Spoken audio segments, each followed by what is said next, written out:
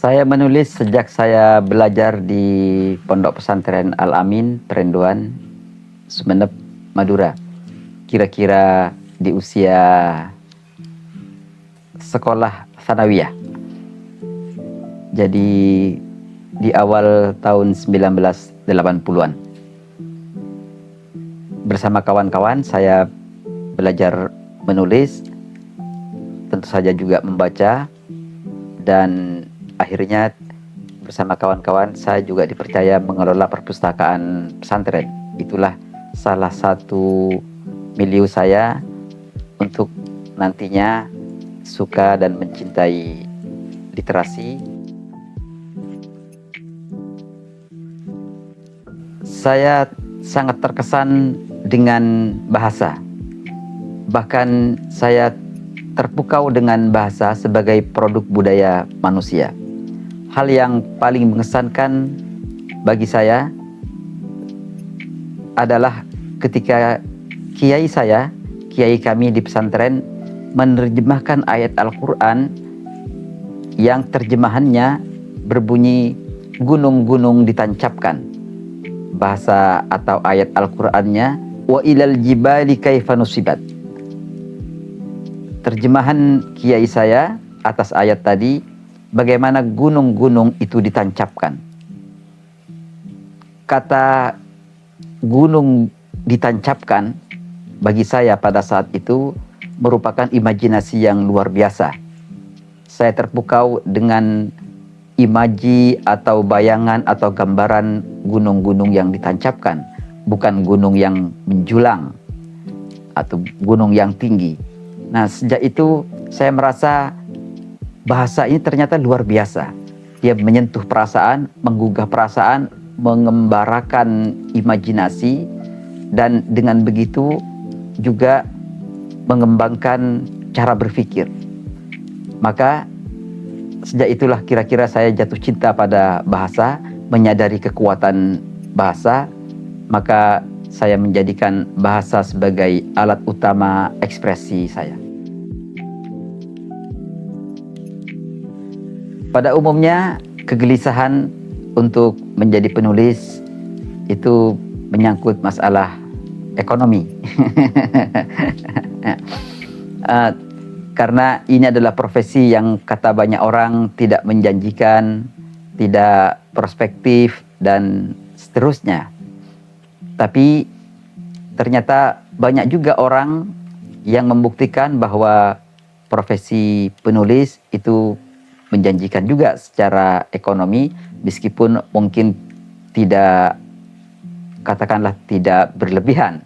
Tapi untuk ukuran saya, alhamdulillah rasanya cukup. Tentu kegiatan menulis bukan hanya dari menulis saja, karena dengan menulis nanti banyak anak dan cucunya. Banyak kegiatan lain yang merupakan mata rantai dari kegiatan menulis. Ada diskusi, ada seminar, ada pemintasan, dan lain sebagainya. Jadi menulis sebenarnya merupakan satu profesi yang pada hemat saya tetap menjanjikan, tetap prospektif secara ekonomi, tapi lebih dari itu yang paling penting dari profesi menulis adalah nilai budayanya. Nilai budaya dari profesi menulis adalah atau terletak pada membaca dan menulis sebagai produk budaya manusia yang memiliki nilai yang sangat tinggi dimanapun dan kapanpun. Kebudayaan manusia mau tidak mau hanya bisa berkembang dengan budaya literasi yang memadai. Tanpa budaya literasi, apapun kebudayaan tidak mungkin berkembang dengan baik. Karenanya budaya literasi merupakan dasar, basic bagi semua kemajuan yang ingin kita capai. Dalam konteks itu, maka profesi penulis pada hemat saya memiliki nilai budaya yang sangat tinggi. Tentu banyak sastrawan, penulis yang saya sukai, yang langsung atau tidak sedikit banyak berpengaruh pada saya. Tapi sebagai penyair dan karena saya menulis puisi dalam bahasa Indonesia, maka tentulah yang sangat menginspirasi saya adalah penyair-penyair Indonesia, terutama bagaimana penyair Indonesia itu mengolah bahasa, menggali bahasa, mengelaborasi bahasa, sehingga bahasa puisi menjadi sangat indah, bertenaga, dan menjadi media ekspresi yang cemerlang. Di antara mereka terutama adalah Amir Hamzah dan Khairil Anwar.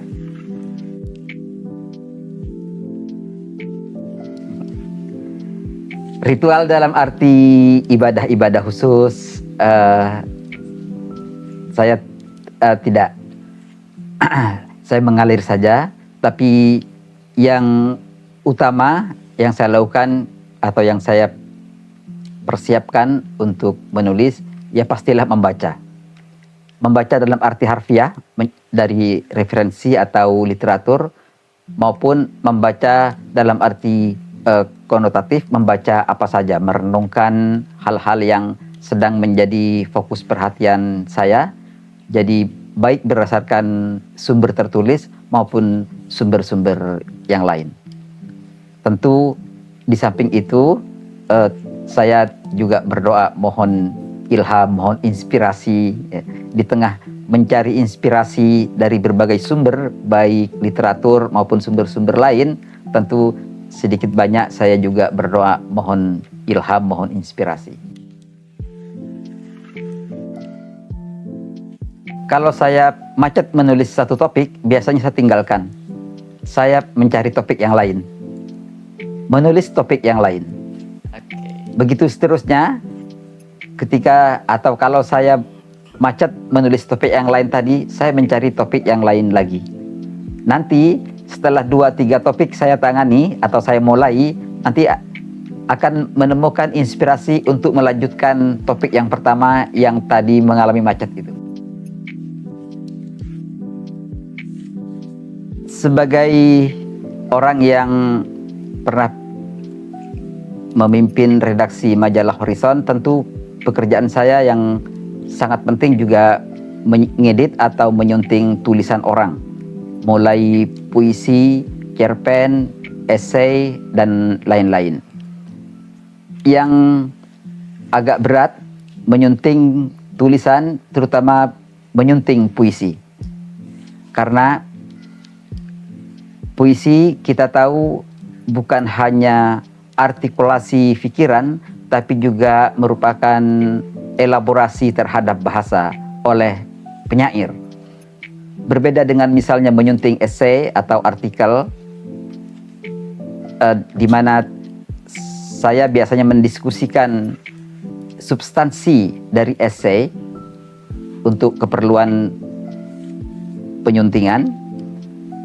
Untuk mengedit puisi, saya tidak cukup mendiskusikan isi atau tema dengan penyair, tapi juga mendiskusikan bahasa.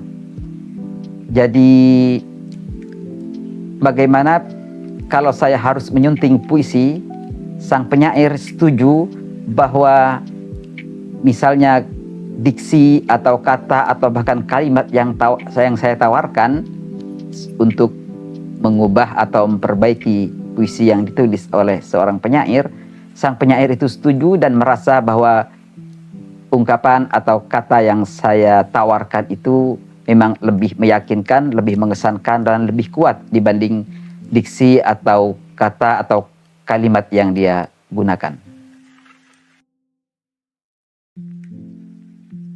Salah satu berkah dari menulis adalah adanya pertemuan-pertemuan dengan berbagai kebudayaan, dengan beberapa orang dari berbagai negara yang berbeda-beda.